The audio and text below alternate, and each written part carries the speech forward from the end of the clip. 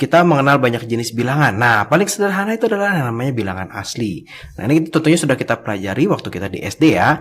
Bilangan asli itu mulai dari angka 1. Jadi ada angka 1, angka 2, angka 3, angka 4, dan seterusnya. Tapi hanya bilangan-bilangan bulat aja, tidak termasuk pecahan. Nah, kemudian lebih besar dari bilangan asli itu adalah bilangan cacah. Nah, bedanya apa sih dengan bilangan asli? Ya, jadi bilangan cacah ini sama aja sebenarnya isinya dengan bilangan asli gitu ya. Ada 1, 2, 3, 4 tapi ditambah dengan angka 0. Nah, gitu ya. Nah, kemudian ada juga bilangan bulat. Nah, bilangan bulat ini sebenarnya isinya sama nih seperti bilangan asli dan bilangan cacah. Yaitu ada 1, 2, 3, 4, 0 juga ditambah bilangan bulat yang negatif. Jadi misalkan kita punya min 4, punya min 3, punya min 2, punya min 1. Jadi bilangan bulat semua nih. Jadi 1, 2, 3, 4, 0, min 4, min 3, min 2, min 1 itu termasuk bilangan bulat. Bilangan cacah berarti 0, 1, 2, 3, 4 gitu ya. Nah, kemudian ada yang namanya bilangan rasional. Nah, bilangan rasional tuh ya semua bilangan bulat termasuk dalam bilangan rasional. Nah, tapi bilangan rasional itu nanti kita akan ditambahkan dengan pecahan. Contoh pecahan itu berapa sih? Setengah gitu ya. Ini bilangan rasional gitu ya. Kemudian berapa lagi? Sepertiga. Nah, ini bilangan rasional gitu. Atau juga bisa juga desimal. Nah, tapi dengan syarat desimalnya ini harus bisa menjadi pecahan. Contoh 0,25. Nah, ini bisa menjadi 1/4 gitu ya. Maka 0,25 itu termasuk pada bilangan rasional. Contoh lagi apa ya? Misalkan 0,40. Nah, 0,40 ini bisa jadi berapa? 2/5 gitu ya. Nah, ini adalah bilangan rasional.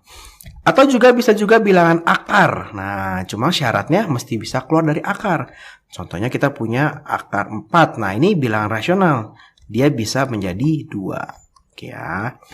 Nah, seperti itu bilangan rasional. Tetap 4, 3, 2, 1, dan 1, 2, 3 itu tetap termasuk pada bilangan rasional. Nah, ada juga yang namanya bilangan irasional. Nah, kebalikan dari bilangan rasional. Kalau irasional itu bilangan yang sebenarnya ya agak mustahil sebenarnya dipikirkan. Nah, itu adalah desimal yang tidak bisa jadi pecahan. Nah, ini tidak bisa jadi pecahan nih desimalnya. Contohnya apa? Contohnya misalnya kakak punya 0,1, 2, 3, 4, 5, 6, 7, 8, 8, 8, 3, 4, 7. Ya, pokoknya campur-campur deh. Nah, ini tidak bisa jadi desimal gitu ya. Tidak bisa jadi pecahan. Ini adalah bilangan irasional. Contoh lain adalah bilangan pi. Nah, bilangan pi itu sebetulnya bukan 3,14 saja ya. Tapi panjang 3,14. Berapa lagi nih? 2, 3, 7, 8, nah, terus panjang sekali, nggak habis-habis. Jadi kalau dibagi, nggak habis-habis gitu ya. Atau juga bisa juga bilangan akar, tapi bilangan akar yang tidak bisa keluar dari akar. Contoh akar 3. Wah, akar 3 tuh berapa sih? Gitu ya. Nah, ini termasuk bilangan irasional. Nah, satu lagi ada desimal yang berulang.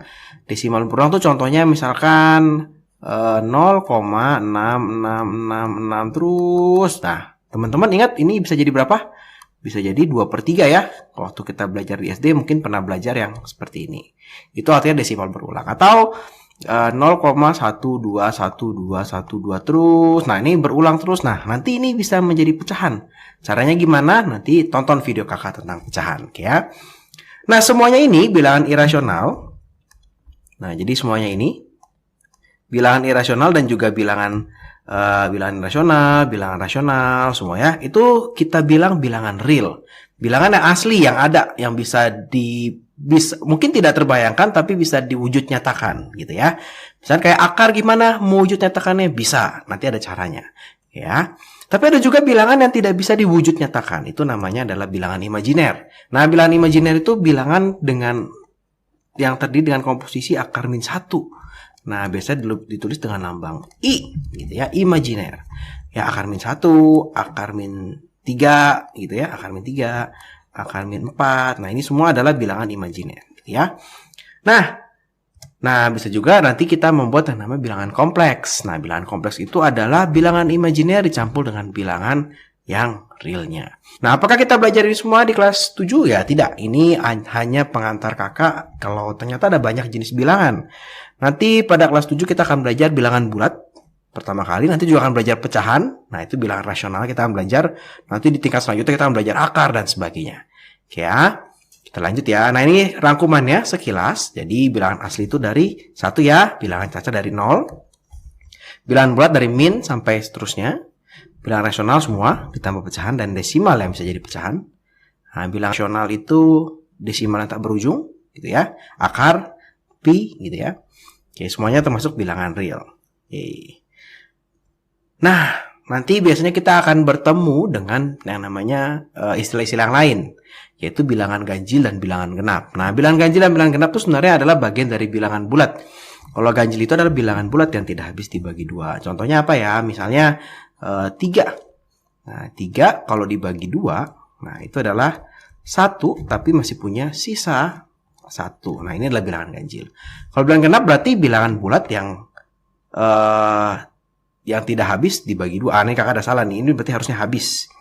Gitu ya, berarti nggak ada sisa. Contohnya misalkan kakak punya 4 atau kakak punya min 4. Kakak punya min 4 dibagi 2, maka ini hasilnya adalah min 2. Sisanya tidak ada ya. Sisanya 0. Maka dia termasuk bilangan genap. Nah, nanti bisa aja ada soal tertentu, tapi kakak nggak bahas di sini.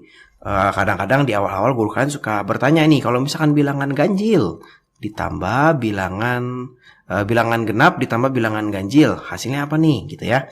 Genap tambah ganjil pasti jadi ganjil gitu ya.